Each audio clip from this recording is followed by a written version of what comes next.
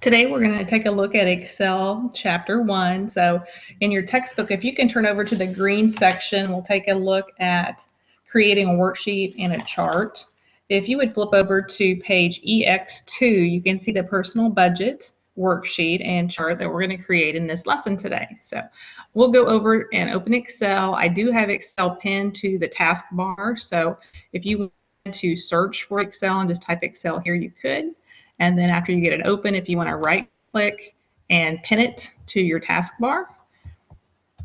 So we'll get in Excel. And Excel has lots of templates that are already created for you, which that's one of your lab assignments at the end of the chapter is to open up a pre-designed template. So any of these and edit and kind of see what's available. But there are some cool things that are already created for you. There's different categories up here at the top also, so you can search online or as well just inside the Excel program. But let's take a look at a blank workbook for today and show you how this works.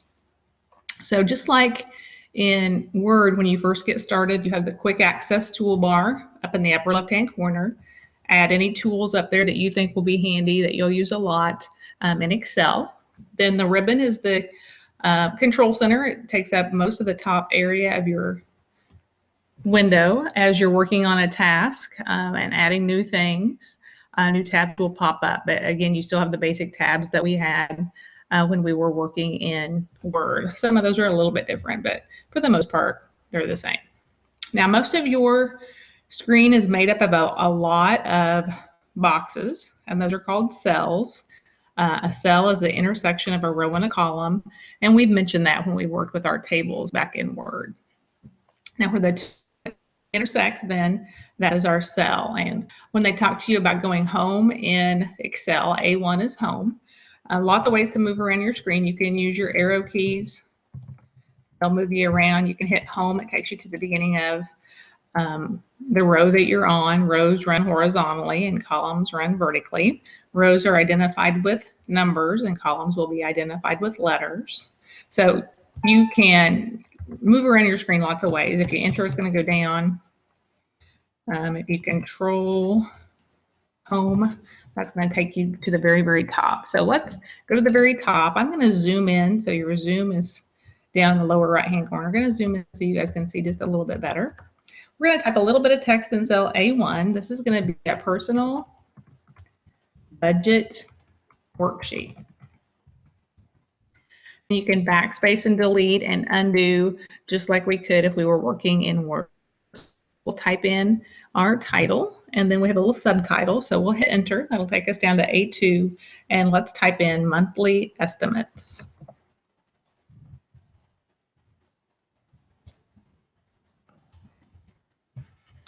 And I'll hit enter again. Now we're going to center that title across several cells. So if I can get you to highlight, so we're going to select from A1, clear over through N1. So I'm going to select that big area right here. And I want that to be one big cell. So there's a little tool called Merge and Center. It's up on your Home tab. And if you hit Merge and Center, that's going to bring all those cells together and it will be one big cell. No longer do you have the little gray grid lines separating. While that's selected still, we're going to add a little style to our title. So if you can go to the Styles group, again, we're on the Home tab. Let's go to Cell Styles. And we're looking for a little style called Title. So titles and headings kind of have their own little category. We're going to go to title here. So that's just going to make your font size stand out a little bit better. So it changed it to about 18 point. So Calibri 11 is still the default font face and size in Excel. Let's do the same idea. Let's merge and center from A2 through N2. So again, we'll go to merge and center. And this time, let's just go straight to our font group, and they want us to adjust that to 14 point, and then change the font color. Pick any color you want. They kind of have a blue-gray color going on.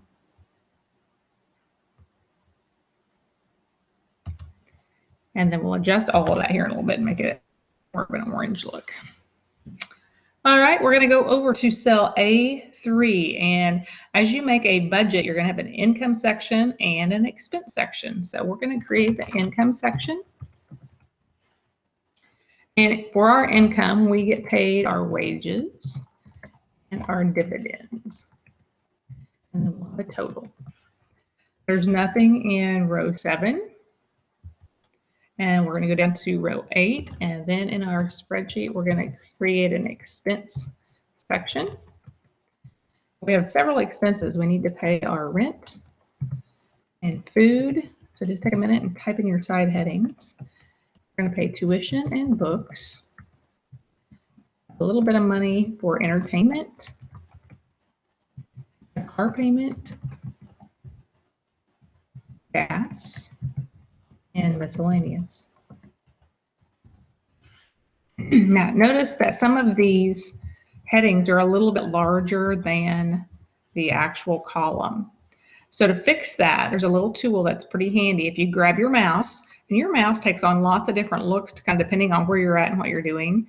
But if you get on the little line, which is called the grid line, the little gray line dividing columns, your mouse turns into a new look. It's like a black cross with arrows on both sides. And if you double click that line, that's called best fit, and it will stretch out that column and make it exactly the size that you need. All right, we are going to go over to B3, and we're going to type in January. If you mess up and you want to get back in a cell, did you notice that my mouse is kind of jumping all over here? If I wanted to come in and fix a typo, for example, I can just double click a cell and I can edit the spelling here. And also come up to, this is called the formula bar, and I can edit here on the formula bar as well. All right, if you can hit enter, we are not going to type in all of those months because Excel has a little tool that's lovely. You will love it. It's called the FillHandle, and if you get back on the word January, you're going to see a little black square in the lower right corner. And that is called the FillHandle, and if you get right on top of it, it turns to a black crosshair. And I'm going to click and drag that FillHandle, and we're going to drag it clear over through H, which is January. And so it fills by example January through December, and then instead of January here, we're going to type in total.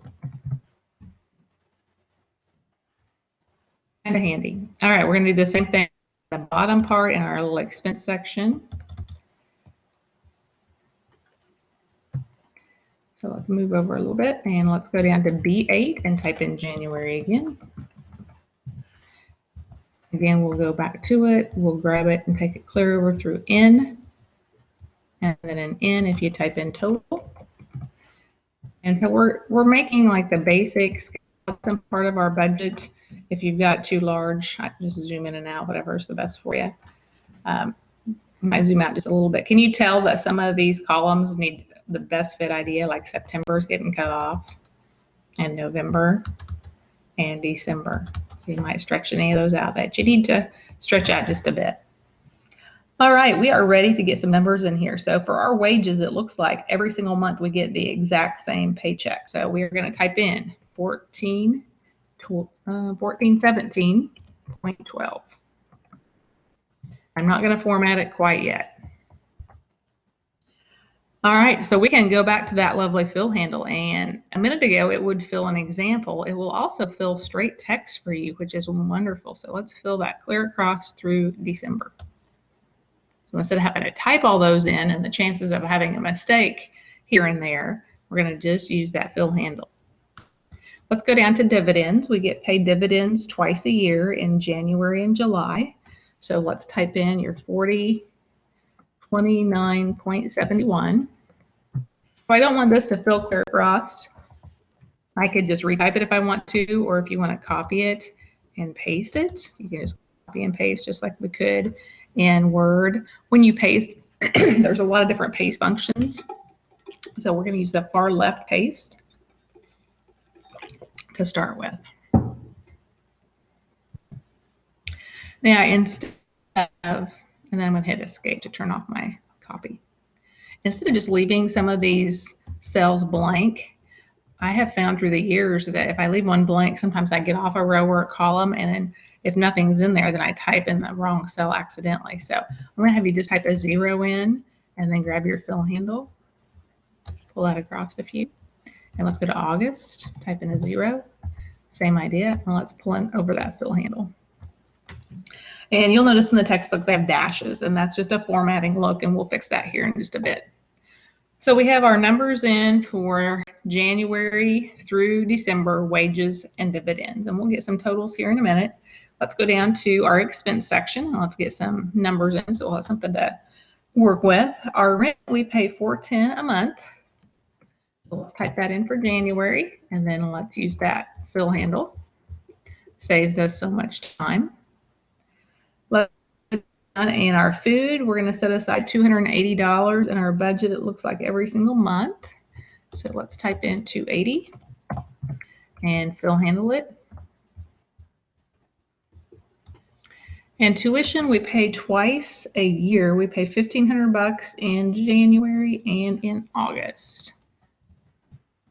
So again, you could just copy and paste. Again, use your far left paste. Hit escape to turn that copy off, and then I'm going to fill in with 0 so I don't get off a row.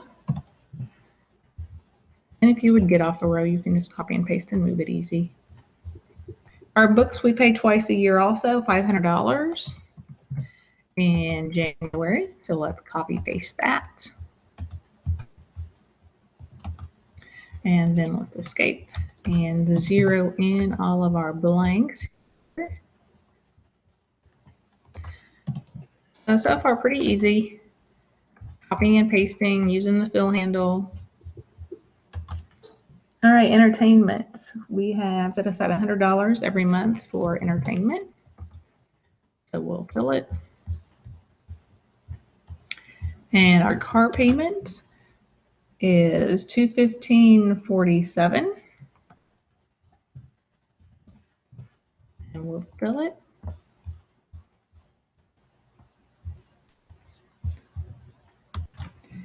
And we're going to take a look at gas. Gas is $100 every month.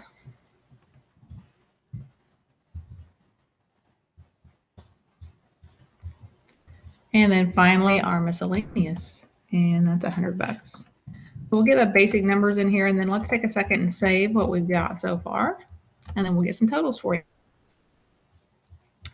So I'm going to go up to File and Save As. I'm just going to call this Personal Budget with my name.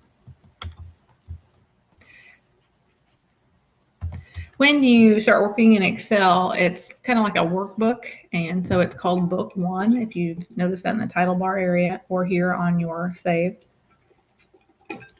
And just like a workbook, inside a workbook you have worksheets. And so right now we are working on our first worksheet.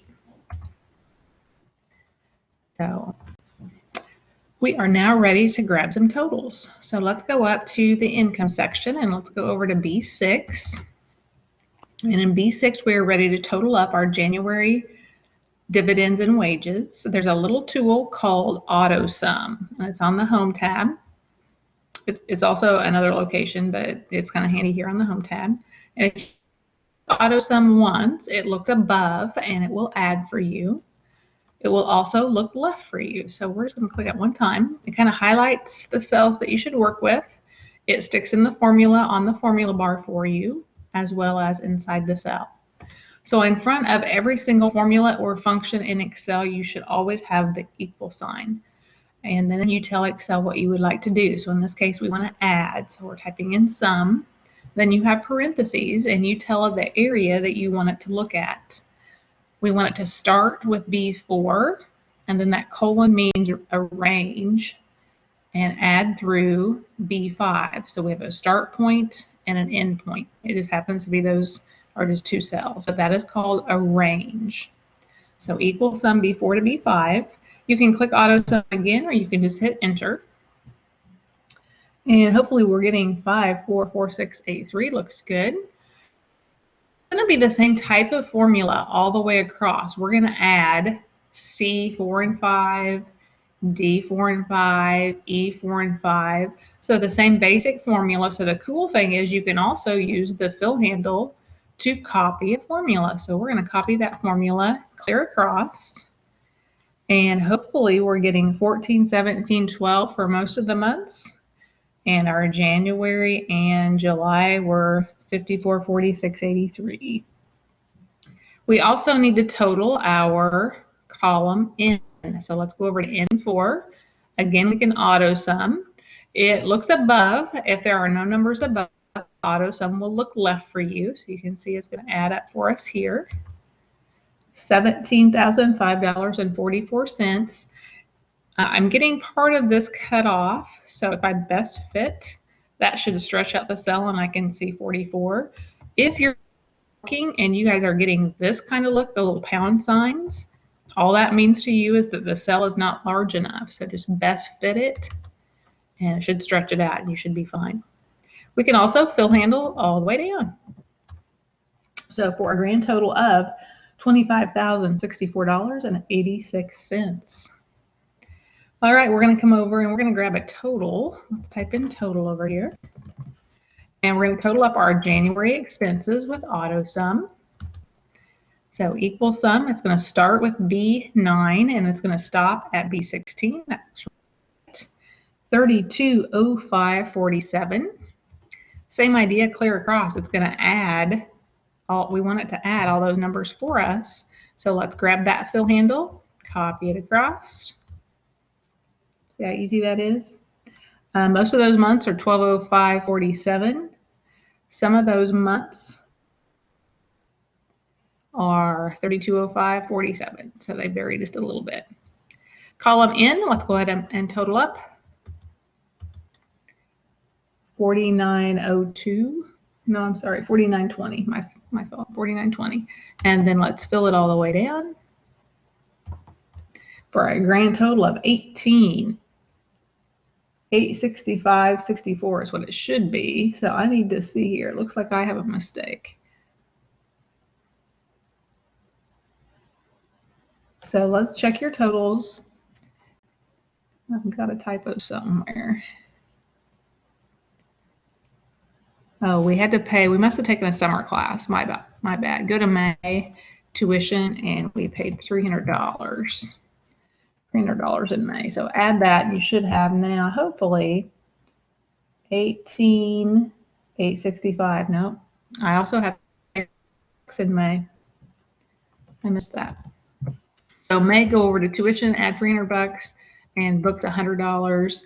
And it's so nice when you've got formulas in there, it just should update and change that for you immediately. Don't just type the totals in. If you just type the totals in, Excel is not doing anything for you. I know you can type. You want Excel to do the calculating for you. So I think that fixed it and that's looking good.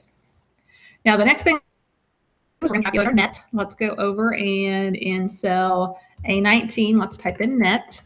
And we're going to calculate the difference between our expense section and our income section. So we're going to write a formula here. So we're going to use the equal sign. That tells Excel, here comes a formula.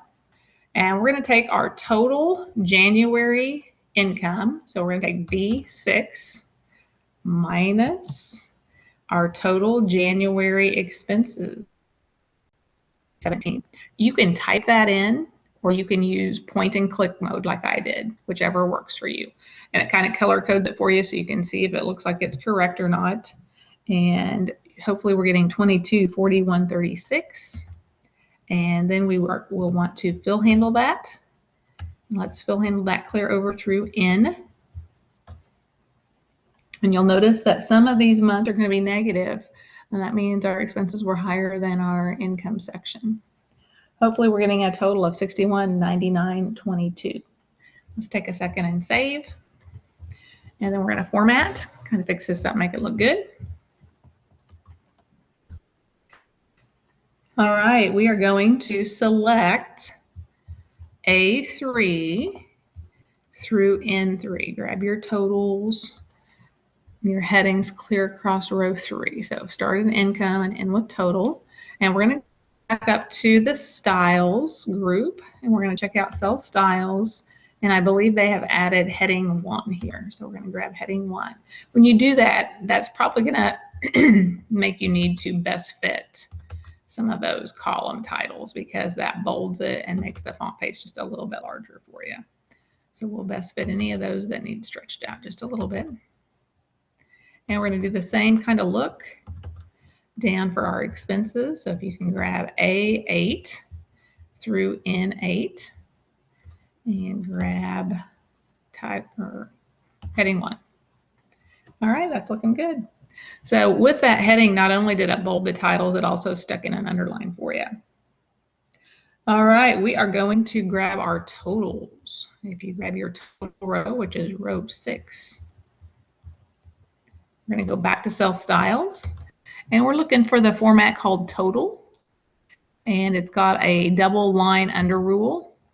And in accounting, they use a double rule a lot, just kind of to indicate that you're done and finished with that section. So you can double rule the expense section and the income section. All right, we are going to add some commas and some dollar signs and a little bit of color. Let's grab the first row. Notice the top row and the bottom row in each section are having commas and dollar signs. So we're going to grab that top row, and if you go up to your ribbon, in the number group, there's a dollar sign sitting right up there. You'll see a percent sign and a comma sign. So those are some typical formatting features. So let's grab row 6 and add dollar signs. And if you want to pick up more than one range at a time, you can hold down Control. So I'm going to do that down here. I'm going to grab my rent row, which is row 9. I'm going to hold down my Control key, and I'm going to pick up my totals. And they also have dollar signs on net. So I'm going to keep holding down Control as I select those at once. And if you'd rather do those individually, you can, and add dollar signs there. It's a little hard to read everything if you have dollar signs everywhere, so they usually do it on the top and bottom rows. And then in the middle rows, they have added commas. So let's grab row 5, and we're going to go again up to the number group, and you see that little comma setting there. We'll click on comma. Notice that changed the format of where you had zeros, and now that should look like the textbook. All right, let's grab this middle section of expenses. So if you can highlight from B10 through N16 and add commas. Looking good. We are ready to add a little bit of color. So in this chapter, they just kind of individually show you how you can adjust color. In the next chapter, we'll look a little bit at style. But if you wanted to select a row and just go to your shading, your little paint can, and add some fill color, you can add and adjust color right here. So I think it makes it just a little bit easier to read if you have banded rows, which means like a light, dark, light, dark. So again, if you wanted to hold down your Control key and kind of pick up the other row. So this is how you can do it like by hand. And then in the next chapter, we'll show you how to play with the style button. And pick whatever color you want. So I'm going to add just my dark color here. And then I'm going to go through and fill it with a little bit of light color. Let me grab this down here. Dark to it.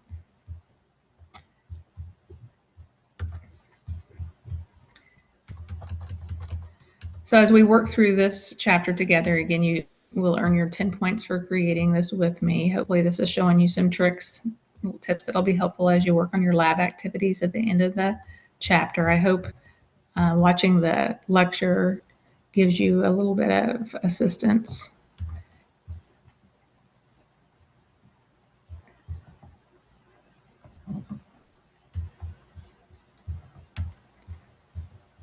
So again, you can do those individually, or if you want to hold down Control. Get those selected, and then we're going to show you how to do some charting. We have a pie chart that we're going to create. When you first start selecting, do you notice that the first cell like turns white, and sometimes that throws students off and they think that it's not selected? It really is selected. But notice right here it's white. All right, I'm going to make that a little bit lighter color. And then they have changed the headings. And you could adjust the font color here if you want to. They also will at some point talk to you about adding themes, and when you add themes, that changes the color scheme too throughout your spreadsheet. So I'm not going to change mine to start with, but themes, that's another way to add a little color and personalize your spreadsheet just a little bit. Now, like we talked about, this is one big workbook, and we can have worksheets inside of a workbook. So notice this down at the bottom in the lower left-hand corner says Sheet 1. If you double-click that, we're going to call this our monthly finances.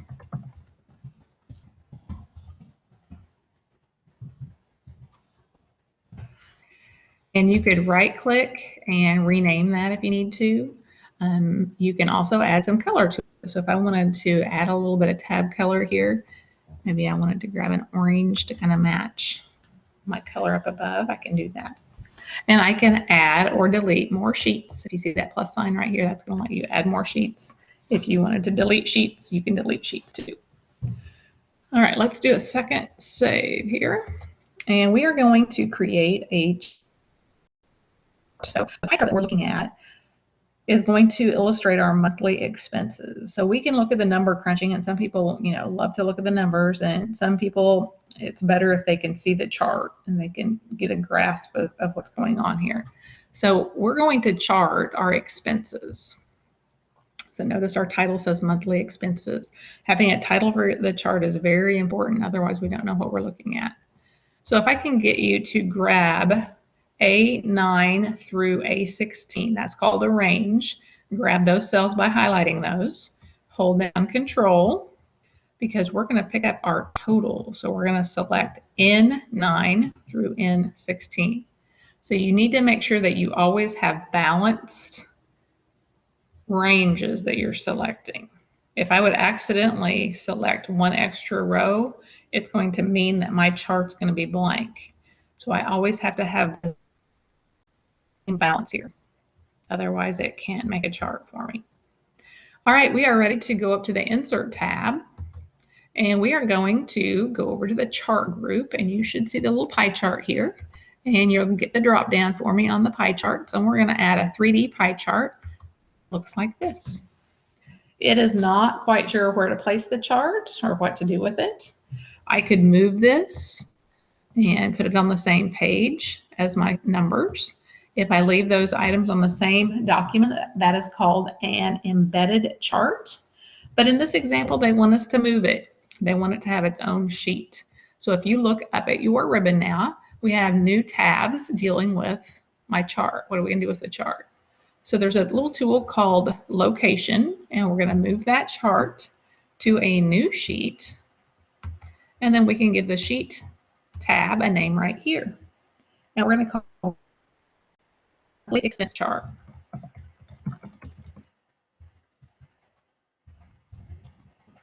And okay, and you can see that it will take that chart over to a brand new page for me. My monthly finances are still here, and here's my monthly expense chart. And we need a title, so let's go add a chart title. This is going to be our monthly expenses. Notice it's kind of confusing. People think it should be typing here. It's actually up here typing on your formula bar. And if I can get you to add your name here, we'll drop box some of these items and some of these will print. So if you can have your name on it, that'll be handy. All right, now we also can add style.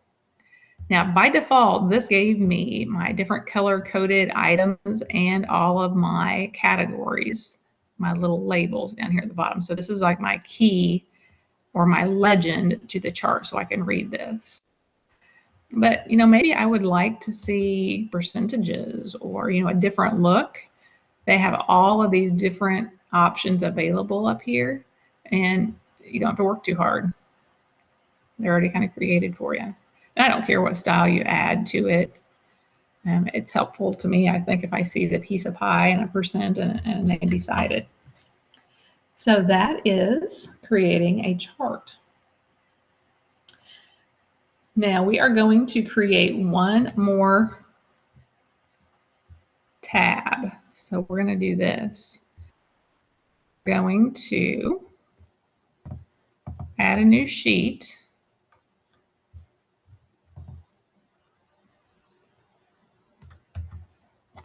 And if you can see this little plus sign at the bottom, we're going to call this sheet our revisions.